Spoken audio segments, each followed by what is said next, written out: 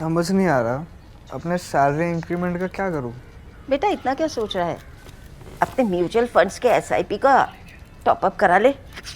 This is the right time. क्या? समझ में नहीं आया। बेटा इतना क्या सोच रहा है? अपने म्यूचुअल फंड्स का एसआईपी टॉपअप करा ले। This is the right time. अब समझा।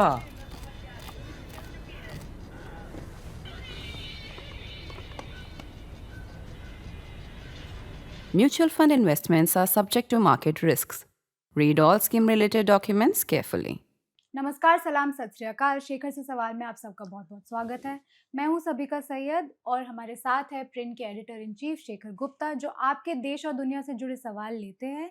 शेखर, पिछले ही एपिसोड में हम बात कर रहे थे कि इस वक्त दुनिया में इतना सब कुछ हो रहा है कि डोमेस्टिक पॉलिटिक्स में किसी को इस वक्त इंटरेस्ट नहीं है। काफ़ी सवाल इस बार डोमेस्टिक पॉलिटिक्स पे आए क्या हैं। बात है। तो पहले मैं इंटरनेशनल वाले लूंगी और फिर हम वापस देश की तरफ आएंगे। पहला सवाल कलोल विश्वास ने भेजा है। वो पूछ रहे हैं, अगर अमेरिका ईरान के साथ चल रहे वॉर से अभी की सिचुएशन में पीछे हट जाता है तो इसका यूएस पर क्या पोटेंशियल इम्पैक्ट हो सकता है? आखिरकार वो ऑयल के मामले में सेल्फ सफिशिएंट है और ट्रम्प शायद डोमेस्टिक मार्केट में ग्लोबल रेट से कम दाम पर ऑयल बेचने का फैसला कर सकते हैं। क्या ये मुमकिन है कि एशिया, अफ्रीका और यूरोप के कुछ हिस्सों पर इसका असर पड़े लेकिन अमेरिका लार्जली बचा रहे? देखिए, अमेरिका अगर सिर्फ तेल को ही छोड़ के जाएगा फिर तो उनके पास बहुत तेल है। वो कुछ, हालांकि वो मार्केट से बाहर करेंगे नहीं। अगर मार्केट में तेल का दाम ज़्यादा है तो उनकी कंपनियां भी बोलेंगी कि हम यहाँ पे सस्ता क्यों बेचें, हम बाहर महंगा बेचेंगे, नहीं तो सरकार हमको सब्सिडाइज करे। वो सब्सिडाइज कैसे करेगा? उसका तो ऑलरेडी इतना डेफिसिट है, वो दूर की बात लगती है मुझे। ज़्यादा समस्या अमेरिका को ये होने वाली है कि अमेरिका इसको अगर अभी छोड़ के चला जाता है तो एक तो अमेरिका की साख दुनिया में बिल्कुल ख़त्म हो जाएगी। क्योंकि ये बात और है कि 19 साल वियतनाम की लड़ाई लड़ी, फिर आप चले गए वहाँ से, वो एक बात होती है। या अफगानिस्तान में आप 20 साल रहे करीब, वो अलग बात होती है। लेकिन अभी 36 दिन में आप ईरान से चले जाएं और वो भी ऐसे में जबकि आपकी तो अभी सिर्फ 13 मौतें ही हुई हैं अमेरिकन सेना की, तो वो लगेगा कि अमेरिका में लड़ने का दम नहीं है। और दूसरी बात उससे क्या होगी कि जो अरब देश हैं वहाँ पे, जो अमेरिका के दोस्त हैं, क्योंकि ये जो लड़ाई है, ये राजा मोहन ने भी कहा ऑफ द कफ में कि इसको ये मत समझिए कि ये ईरान की, इजराइल और अमेरिका से लड़ाई है। इसकी डीपर लड़ाई जो है वो ईरान की और अरब दुनिया की लड़ाई है, गल्फ अरब दुनिया की। अरब तो सूडान में भी हैं और इजिप्ट में भी हैं, उनके लिए गल्फ अरब्स की और ईरान की लड़ाई है। क्योंकि जो खाड़ी है, एक तरफ गल्फ अरब है, जीसीसी देश है, और एक तरफ ईरान है। तो फिर उनका क्या होगा? क्योंकि वो तो बहुत छोटी छोटी आबादी वाले देश हैं। कतर की करीब 3-3 लाख आबादी है, यूएई की करीब 13 लाख 13.5 लाख आबादी है। उनका क्या होगा? वो सब अमेरिकन सिक्योरिटी की गारंटी के ऊपर बैठे हैं वहाँ पे। तो ये उनके लिए अभी जाना इस तरीके से आसान नहीं है। वो ईरान के साथ कोई एक कंक्लूजन करके कि हमारा जो ऑब्जेक्टिव्स थे वो अचीव हो गए हैं, अब स्ट्रेट ऑफ हॉर्मुज जिसको चाहिए वहाँ से तेल वो संभालो, वो भी करके जाएंगे नहीं। वो अभी वो बात बार बार कह के जो उनके अपने एलाइज हैं, खास करके यूरोपियन एलाइज हैं और कुछ हद तक साउथ कोरिया और जापान भी हैं, उन पर प्रेशर डाल रहे हैं कि देखिए इतने जहाज चाहिए स्ट्रेट को साफ रखने के लिए कि मेरे पास इतने जहाज भेजना संभव नहीं है। तो आप लोग भी इसके अंदर कुछ रिस्क भी लीजिए, कुछ खर्चा भी कीजिए। तो मुझे लगता है कि वो उस प्रेशर को बढ़ाने के लिए कह रहे हैं। उनके लिए इतनी जल्दी निकल पाना वहाँ से आसान नहीं है, क्योंकि उन्होंने ये मामला शुरू कर दिया है, तो ये अभी चलता रहेगा। और जब इसकी बात कर ही रहे हैं तो मैं आपको एक बात बताता हूँ। अमेरिका का आज वहाँ पे एक F-15 जहाज लगता है कि शॉट डाउन हुआ है, और उसमें F-15 में 2 पायलट्स होते हैं।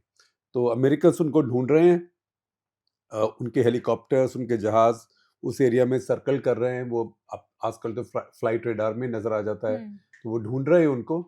तो उसी के बीच में जो गालिबाफ हैं, जो कि स्पीकर हैं ईरान के, उन्होंने अभी ट्वीट किया है जैसे मैंने शुरू किया था, और अमेरिका को छेड़ ही रहे हैं उस ट्वीट के अंदर कि अरे भाई आए तो थे आप रजीम चेंज कराने के लिए यहाँ पे, और अब हमसे कह रहे हैं कि हमारे पायलट ढूंढ के बताइए। तो मैं उसको पढ़ के ही बता देता हूँ आपको। एमबी गालिबाफ कह रहे हैं, after defeating Iran 37 times in a row, क्योंकि रोज कहते हैं ना ट्रम्प जैसे रोज कहते हैं कि उन्होंने इंडिया पाकिस्तान की लड़ाई बंद कराई। जी। तो after defeating Iran 37 times in a row, this brilliant no strategy war they started has now been downgraded from regime change to hey, can anyone find our pilots please? तो ये लड़ाई इस तरीके से भी चल रही है, जी। लगता है कि चलती रहेगी अभी, क्योंकि ईरान भी इसमें लड़के दिखा रहा है। तो इसमें ऐसे नहीं था जो कि अमेरिका को, ट्रम्प को उम्मीद थी कि ईरान 2 दिन में 2.5 दिन में फोल्ड अप हो जाएगा। तो ईरान वेनेजुएला नहीं है। ईरान को लड़ने की आदत है, ईरान बहुत साल लड़ा है। ईरान ने 8 साल इराक के साथ काफ़ी समय तक वन साइडेड जंग सही है, जी। क्योंकि उस समय ईरान तैयारी में नहीं था और ईरान का बहुत नुकसान हुआ। फिर ईरान का अपर हैंड हो गया, फिर ईरान का सेटबैक हो गया, फिर उन्होंने सीज फायर किया 8 साल, तो बहुत लोग मारे गए। करीब 1 मिलियन लोग ईरान के उस समय मारे गए और काफ़ी इराक के भी मारे गए, 5 लाख 6 लाख। बहुत एक दूसरे के कैदी लिए गए, कैदियों के साथ बुरा बर्ताव दोनों तरफ हुआ बहुत। दोनों ने गैस यूज़ करी, दोनों ने इलेक्ट्रिक शॉक यूज़ किया, उन्होंने ट्रेंचेस के अंदर पानी भर के उसके अंदर इलेक्ट्रिक शॉक पहुंचा दिया। तो बहुत ब्रूटल और क्रूर लड़ाइयाँ लड़ चुका है ईरान। ईरान इतनी जल्दी फोल्ड होने वाला नहीं है। और दूसरी बात, ईरान में कुछ लोग इस्लामिक रेवोल्यूशनरी आइडियोलॉजी को मानते हैं, कुछ लोग ईरानियन नेशनलिज्म भी हैं, और कुछ लोग ये भी कहते हैं यार तुम कौन हो गए यहाँ पे आके हमें बताने वाले कि हम क्या करें, क्योंकि बहुत लोग हैं ईरान में जिनको रिजीम पसंद नहीं है ये। और वही लोग निकल के आए थे, 15 जनवरी को भी आए थे, 30-35 हज़ार लोग मारे गए, फिर भी वो निकल के आए थे। ईरान में महिलाएं भी आई थी पहले हिजाब के ऊपर प्रोटेस्ट करने के लिए, उनमें तो एक को मार भी दिया गया और कईयों को मारा गया, और वो तो रूटीनली लोगों को लटकाते रहते हैं फांसी में और चौराहे में लटका देते हैं, उसके बावजूद लोग निकल के आते हैं। तो ईरान के लोगों के में बहुत अपने अंदर बहुत दम है और वो ऐसे सरेंडर करने वाले नहीं है। और अब देखिए अभी भी उन्होंने अपने सब मिसाइल्स वगैरह को स्प्रेड किया हुआ है, अंडरग्राउंड है, अभी भी वो फायर करते हैं रोज। उनका फायरिंग रेट इतना कम नहीं हुआ है, कम हुआ है शुरू के दिनों से, लेकिन इतना कम नहीं हुआ है, अभी भी उनका असर होता है। तो मुझे लगता नहीं कि अभी कोई ऐसी स्थिति मिलेगी जहां पे ट्रम्प अपनी जीत डिक्लेयर करके एकदम चले जाए। जी। शेखर, अब ट्रम्प के पोजीशन की बात हो रही है, तो ट्रम्प की जो डोमेस्टिक पोजीशन है वो भी काफ़ी क्वेश्चन में आ गई है। इसी पे एच ठाकुर ने सवाल पूछा है, वो पूछ रहे हैं क्या ट्रम्प के लिए इस साल के आने वाले प्राइमरीज हारने की संभावना है? क्या आपको लगता है कि ईरान के इशू पर गलती के बाद ट्रम्प का पॉलिटिकल करियर खत्म हो गया है? देखिए, ट्रम्प का पॉलिटिकल करियर तो खत्म होना ही है, 2 साल 9 महीने बचे जी। हैं। अमेरिका में कम से कम ये अच्छी बात है, आपको पता होता है, लेकिन इसकी 2 बातें होती है। एक तो ये होता है कि जो अमेरिका में कहते हैं कि लेम डक प्रेसिडेंट है, कि बतख और उसकी टांग से लंगड़ी है, तो अब वो क्या करेगा। लेकिन दूसरी बात ये भी होती है कि प्रेसिडेंट को ये पता होता है कि मुझे फिर तो चुनाव लड़ना नहीं है। तो जब फिर चुनाव लड़ने का प्रेशर नहीं होता ना कि अगले चुनाव में क्या होगा, भाड़ में जाए, जेडी वैंस जीते, कौन मार्को रूबियो जीते, कौन कैंडिडेट बने, मुझे क्या लेना देना है। मैं तो फॉर्मर प्रेसिडेंट बन गया, मेरे नाम पे एक लाइब्रेरी बन जाएगी, एक एयरक्राफ्ट कैरियर जो अगला बनेगा उसका वो मेरे नाम पे हो जाएगा, फिर मैंने जो करना है करूँगा, पैसे मेरे परिवार ने खूब बना लिए हैं। तो ये दोनों बातें दोनों तरह से काम करती हैं। लेकिन अभी जो स्थिति है, जो ओपिनियन पोल्स आ रही हैं और जो पॉपुलैरिटी रेटिंग गिर रही है और उससे ज़्यादा जो अनपॉपुलैरिटी रेटिंग बढ़ रही है ट्रम्प की, उसको देख के लगता है कि आज चुनाव हुआ तो वो मिड टर्म्स में हार सकते हैं। और मिड टर्म्स में अगर कांग्रेस में उनकी मेजॉरिटी चली जाती है तो फिर आज जितने एग्जेक्टिव ऑर्डर्स है वो काम करते हैं, किसी चीज़ के लिए कांग्रेस के पास नहीं जाते, उनके लिए मुश्किल हो जाएगा। और कांग्रेस के पास जाएंगे भी, आज जाते हैं तो कांग्रेस हर चीज़ के ऊपर रबर स्टैंप लगा देती है, फिर वो नहीं लगाएगी अगर उनकी मेजॉरिटी उसमें नहीं रही, जिसका कि इम्कान इस समय काफ़ी ज़्यादा है। शिखर, अब इस वॉर में जो एक मोटिव या ऑब्जेक्टिव निकल के आया था शुरू के दिन में एटलीस्ट, वो ये था कि रजीम चेंज ईरान में यूएस और इजराइल चाहते थे। इसी पे वैभव कवूरी ने ये सवाल पूछा है, वो पूछ रहे हैं जब रजीम चेंज का ऑब्जेक्टिव ईरान में फेल हो गया है तो क्या आप इसे एक डिफीट के रूप में देखते हैं, और क्या इस कॉन्फ्लिक्ट से इंडिया के लिए कोई लेसन्स है, जैसे कि फ्यूचर में पाकिस्तान जैसे एडवर्सरी को अंडर एस्टिमेट ना करना? देखिए, किसी भी एडवर्सरी को अंडर एस्टिमेट नहीं करना चाहिए। अगर आप इंडिया में देखें, हमारे अपने तजुर्बे में, तो हमारी इतनी भारी सेना ने एलटीटीई को अंडर एस्टिमेट किया था और फिर देखिए उसके बाद क्या हुआ। शुरू में तो काफ़ी दिन बहुत परेशानी हुई थी ना, तो उसके बाद आपका बिल्डअप हुआ, फिर भी आप एलटीटी को ख़त्म नहीं कर पाए, क्योंकि वो पॉपुलेशन में मिली हुई थी। उसको ख़त्म करने का मतलब था बहुत सिविलियन कैजुअलिटीज़ होना, जो भारत के लिए करना संभव नहीं था। तो बहुत समय के बाद 2009 में जी भारत तो 1987 में गया, 1990 तक वापस आ गया। 2009 में उसके 19 साल के बाद राजपक्षे ने, महिंदा राजपक्षे ने, उन्होंने जाके ये ऑपरेशन किया वहाँ पे जाफना में, और जो तमिल इलाके थे, गांव के गांव जला दिए, उजाड़ दिए। बहुत सिविलियन डेथ्स भी हुई, बहुत एलटीटी के लोगों की फैमिलीज भी मारी गई। तो वो भारत नहीं कर सकता था, और भारत को समझ आ गया कि गुरिल्ला वॉरफेयर है और ये गुरिल्ला फोर्स है, और ये बहुत एक समझी हुई और वेल ट्रेन्ड गुरिल्ला फोर्स है जिनको मरने का डर नहीं है। तो वो उस समय अंडर एस्टिमेट करके गए थे। जी ऐसे गोल्डन टेम्पल में भी जब गए थे ऑपरेशन ब्लू स्टार में, वहां भी अंडर एस्टिमेट किया था। तो सेना ही होती है ना बड़ी, जो वो आमतौर पे दूसरे को अंडर एस्टिमेट करती है। जी तो भारत की सेना तो पाकिस्तान को अंडर एस्टिमेट नहीं करती है।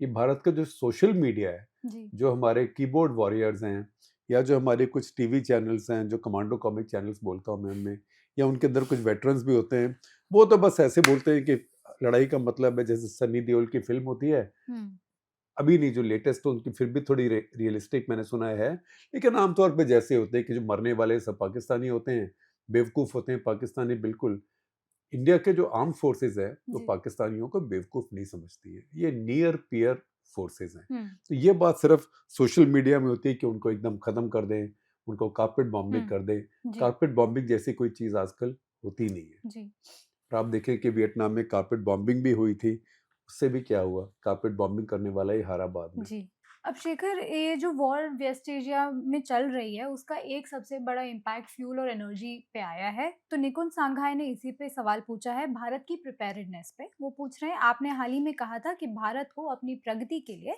बहुत काम करने की ज़रूरत है। क्या आपको लगता है कि एनर्जी ट्रांजिशन एक ऐसा सेक्टर है जहां हम पीछे रह गए हैं? ब्राज़ील का एग्जाम्पल देखिए, फ्लेक्स फ्यूल, 30% ब्लेंडिंग और बायोगैस प्रोडक्शन के चलते वो इस वॉर से ज़्यादा प्रभावित नहीं हुए। भारत क्यों पीछे रह गया? देखिए भारत कई बार बोलता ज़्यादा है, करता कम है। हुँ, और हम बोलते हैं और स्कीम अनाउंस करते हैं और उसी को सेलिब्रेट करना शुरू कर देते हैं हैशटैग लगा के। जी, तो टॉक ज़्यादा है हमारे यहाँ, डिलीवरी कम है। अब हमने एक स्ट्रेटेजिक पेट्रोलियम रिजर्व का एक्ट पास किया, कंपनियां बनाई, लेकिन उसमें जितना हमें रिजर्व चाहिए उतना है ही नहीं, उसका बहुत कम है। क्यों नहीं है? क्योंकि ये लगा कि यार तेल तो सस्ता है, सस्ता ही रहेगा। तो ऐसी चीज़ों के ऊपर स्पेकुलेशन नहीं होनी चाहिए। आपको इन्वेस्टर नहीं है, आपके देश की स्ट्रेटेजिक जी, इंटरेस्ट का सवाल है। तो ये रिजर्व आपके पास होना चाहिए। और बहुत चीज़ें, जैसे आज मैंने नेशनल इंटरेस्ट में लिखा है, हुँ, आप पढ़िएगा, उसको देखिएगा भी, दोनों अवेलेबल होंगे डिस्क्रिप्शन के साथ, सभी का आपको लिंक्स दे देंगी। उसमें मैंने यही कहा है, मैंने सोचा कि भारत इतना परेशान है गैस के ऊपर, हमें गैस कहीं से नहीं मिल रही है, गैस कहाँ से आएगी। एक जहाज़ आ जाता है खाड़ी में से, तो हम कहते हैं अरे शाबाश, एक जहाज़ और आ गया। अरे ये जहाज़ तो हमारे यहाँ आ रहा था, बीच में से चीन चला गया। जी, ऐसे बिल्ली किसी ने पालतू रखी हो ना, बिल्लियाँ ऐसे करती हैं, बिल्ली को बुलाओ आपके पास आती है, आते आते कहीं और चली जाती है। तो ऐसे इस जहाज़ ने भी किया, लगा था वो वडीनार आ रहा है गुजरात में, जी, और चला गया चीन की चाइना, तरफ। तो लेकिन मैंने सोचा कि चीन को इसकी समस्या क्यों नहीं हो रही। फिर मुझे किसी ने बताया क्योंकि चीन ने काफ़ी समय पहले शुरू किया कोल गैसिफिकेशन। हुँ, तो चीन के पास जो कोयला था, हमारे पास भी बहुत कोयला है, चीन के पास दुनिया में तीसरा सबसे ज़्यादा कोयले का भंडार है। सबसे बड़ा दुनिया में कोल का भंडार है अमेरिका में, वो बहुत दिन से निकालते नहीं। अब ट्रम्प बार बार कहते हैं our great coal is there, our great coal is there, जी, उनके पास है। फिर रशिया के पास है, फिर ऑस्ट्रेलिया के पास है, चाइना के पास है, भारत के पास है। भारत के पास पांचवा है। जी, तो अगर आप देखें भारत के पास इतना कोयला है, हमने भी कोल गैसिफिकेशन की बात की, हुँ, बल्कि मोदी सरकार ने 2020 में एक नेशनल कोल जी, गैसिफिकेशन मिशन लॉन्च कर दिया, लेकिन तब से अब तक हमने कोई काम ही नहीं किया है। हुँ, हमने कहा हम 4 लाख करोड़ का प्रोजेक्ट है हुँ, और 2030 तक हम 100 मिलियन मीट्रिक टन्स पर एनम कर देंगे। अभी मेरे कल 4 मिलियन मीट्रिक टन्स पर एनम ही नहीं हुआ है। जितना चीन कोयला अभी गैस में कन्वर्ट कर रहा है, उसका हम 1.4% कर रहे जी, हैं। और चीन को इतनी गैस मिलती है इस कोयले से कि उनको गैस की इतनी चिंता नहीं है, क्योंकि गैस से ना सिर्फ आपके घर में खाना बनता है या ना सिर्फ आपकी फैक्ट्रियां चलती हैं, लेकिन गैस से आपका फर्टिलाइजर भी बनता है। जी यूरिया में तो सबसे बड़ा इनपुट है ही गैस, और गैस से फिर आप इस कोल गैसिफिकेशन से आप अमोनिया बनाते हैं। Ammonia di ammonium phosphate DAP जिसको कहते हैं, उसके लिए बहुत ज़रूरी होता है। इंडिया के पास इन सबकी कमी है, तो भारत को समस्या जो होने वाली है गैस की कमी से, अभी वो खरीफ का प्लांटिंग का सीजन आ जी रहा है, वो फर्टिलाइजर की कमी भी एक आने वाली है। जी शेखर, अब हम ये बात कर रहे थे कि इंडिया काफ़ी टाइम प्रोजेक्ट्स लॉन्च करता है और फिर वो कहीं जाते नहीं हैं। अनुभव सक्सेना का सवाल है एक ऐसे प्रोजेक्ट पे जो अभी रिसेंटली में लॉन्च हुआ है। वो पूछ रहे हैं कि इंडिया ने अभी अपने वाटर्स में ऑयल और गैस एक्सप्लोरेशन का प्रोजेक्ट लॉन्च किया है, लेकिन हम हमेशा क्राइसिस के बाद ही ऐसे क्रूशल प्रोजेक्ट्स में इन्वेस्ट क्यों करते हैं? इन प्रोजेक्ट्स के सामने मेजर पॉलिटिकल और टेक्निकल चैलेंजेस क्या हैं? देखिए, इन प्रोजेक्ट को कहते हैं OALP project, OALP, that is open acreage licensing policy. अच्छा कि आप बोले कि इस सारे एरिया में आप ढूंढें और जो आपको जो मिलेगा उसका फिर हिसाब सरकार को दें। जी तो ये OALP 10 पहले आया था, ये 11 है। तो 10 में बहुत लोगों ने इतना निवेश नहीं किया जितना करना चाहिए था। जी वो क्या होता है, ये चीज़ें कई बार एनर्जी की सीजन से भी होती हैं। जब तेल $120 पर बैरल होता है, जी तब लोग फटाफट लेते हैं कि हम आके कुछ करते हैं। जब तक कुछ मिलता है वहाँ पे निकालने लगते हैं, वो फिर $58 हो जाता है। फिर लगता है यार यहाँ तो निकालना ही बहुत महंगा है। जी तो तेल का जो एनर्जी का जो बिजनेस है ये सीजनल है, और ये थोड़ा सा एक स्पेकुलेटिव भी है। तो इसीलिए इसमें देशों को अपने हित में ज़्यादा जेनरस टर्म्स यूज़ करनी चाहिए। और जी अब OALP 11 अनाउंस हुआ है 4 दिन पहले। उसके ऊपर मैंने ट्वीट भी किया था, वो आपको दिखाएंगे सभी का जी आपके स्क्रीन के ऊपर। लेकिन ये चीज़ें बहुत पहले से हमारे यहाँ मूव होनी चाहिए थी। और कई लोग ये भी कहते हैं कि भारत अभी अंडर एक्सप्लोर्ड है, जी कि भारत की जियोलॉजी इतनी खराब नहीं है जितना सोचा जाता है, ये अंडर एक्सप्लोर्ड है। तो इसको और एक्सप्लोर करना चाहिए, क्योंकि सिर्फ ये ऑयल एंड गैस की बात नहीं है, जो बाकी खनिज भी हैं, मिनरल्स, वो भी भारत में बहुत कम निकलते हैं। जी शेखर, अब आगे के जो सवाल है वो वापस हमें देश की तरफ ले आते हैं। आंडले ने क्वेश्चन पूछा है वेस्ट बंगाल में आने वाले असेंबली इलेक्शंस को लेकर। वो पूछ रहा है एक परसेप्शन बन रहा है कि इलेक्शंस के बाद रूलिंग पार्टी इस बार काफ़ी प्रेशर में है, क्योंकि ऑपोजिशन जो कि मोदी सरकार बंगाल में इंस्टीट्यूशंस और डेमोक्रेटिक टूल्स का कोऑर्डिनेटेड यूज़ कर रहे हैं। क्या आपको लगता है कि ये रियलिस्टिक है या सिर्फ उन लोगों की विशफुल थिंकिंग है जो वेस्ट बंगाल में चेंज देखना चाहते हैं? देखिए, पॉलिटिक्स में अल्टीमेटली दादागिरी तो होती है। तो जिसके पास ये एजेंसीज होती हैं, जी कोई ना कोई तरीके से उनको इस्तेमाल करती है। कुछ ज़्यादा करते हैं, कुछ कम करते हैं। मोदी सरकार ज़्यादा करती है, और वेस्ट बंगाल क्योंकि बार-बार वहाँ पे वो हारते रहे हैं, इसलिए इस समय उन्होंने बहुत ज़्यादा कोशिश करी है। जी लेकिन अभी भी मैं ये नहीं मानता हूँ कि सब इस्तेमाल करके आप इलेक्शन को बिल्कुल बदल सकते हैं। अगर तो इलेक्शन बिल्कुल ही कांटे का हो, जहाँ पे आधे % का वोट का फ़र्क हो, फिर कुछ हो सकता है। लेकिन जो अभी तक बंगाल में चुनाव होते रहे हैं, वो डिसाइसिव रहे हैं। तो मैंने भी कोई ओपिनियन पोल देखी नहीं है। आजकल ओपिनियन पोल खास होती भी नहीं है, और जो होती है वो इतनी कोई विश्वसनीय भी नहीं होती। तो वो, और मैं गया भी नहीं हूँ, तो मैं इस बारे में कुछ कह नहीं सकता। लेकिन ये ज़रूर है कि हाँ, एजेंसीज़ का और काफ़ी और ऑर्गेनाइजेशंस का, इंस्टीट्यूशंस का मिसयूज़ तो हो रहा है। जी लेकिन वो इतना हो रहा है कि ममता को हरा देगा, लोकप्रिय होने के बावजूद, वो प्रोवाइडेड कि वो अभी उनकी लोकप्रियता बरकरार है। उसका मेरे पास जवाब नहीं है। तो ये मेरा एक छोटा-सा आपको जवाब है। जी सर, रिसेंट में वेस्ट बंगाल में एक जो बड़ी खबर निकल के आई वो ये थी कि 7 जुडिशियल ऑफिसर्स को घेराव किया गया मालदा में। तो इसी पर ये सवाल सृजन रावत ने भेजा है। वो बोल रहे हैं कि ये जो घटना हुई इसके बाद सुप्रीम कोर्ट ने इस पर कड़ी नाराजगी जताई और इसे कोर्ट की अथॉरिटी को चैलेंज करना बताया। चीफ जस्टिस ने भी कहा कि ये एक वेल कैलकुलेटेड एक्ट था और उन्हें पता है कि इसके पीछे कौन लोग हैं। क्या ऐसे स्टेटमेंट से लगता है कि सुप्रीम कोर्ट ममता गवर्नमेंट से काफी नाराज है, और क्या इसका इलेक्शन या जुडिशियल केसेस पर कोई इम्पैक्ट पड़ेगा? देखिए, सुप्रीम कोर्ट या जजेस के नाराज होने का कोई मतलब नहीं होता। जी मतलब उस चीज़ से होता है कि उन्होंने ऑर्डर क्या किया है। कई बार जज नाराज होते हैं, जैसे 2G स्कैम चल रहा था, तो सुप्रीम कोर्ट के जज थे जस्टिस सिंघवी, तो उन्होंने जी सरकार के वकील को बोला tell the prime minister we are getting angry, है ना। तो वो मैं आपको एक कहानी बता सकता हूँ उसके बारे में। हमारे ऊपर एक कंटेम्प्ट ऑफ कोर्ट का केस हो गया था। हमारा प्रोफेशनल हैज़र्ड है, एडिटर्स डेफेमेशन और कंटेम्प्ट ऑफ कोर्ट। तो वो केस था Punjab and Haryana high court में। तो चलता रहा कुछ दिन, काफ़ी झाड़-बाड़ पड़ी हमें। गलती भी थी हमारी उस केस में। एक स्टोरी हमारे एक रिपोर्टर ने एक हाई कोर्ट का ऑर्डर कह के छाप दिया था, जो कि पिटीशन था। अच्छा। तो पिटीशन को हाई कोर्ट का ऑर्डर समझ लिया और उसको छाप दिया ऑर्डर आने के 2 दिन पहले। ओके। तो जजेस ने सोचा कि हमारे ऑर्डर को ये सैबोटाज किया है, तो इसलिए वो बहुत ज़बरदस्त कंटेम्प्ट का केस था और लगा कि जज अभी जेल भेजने वाले हैं।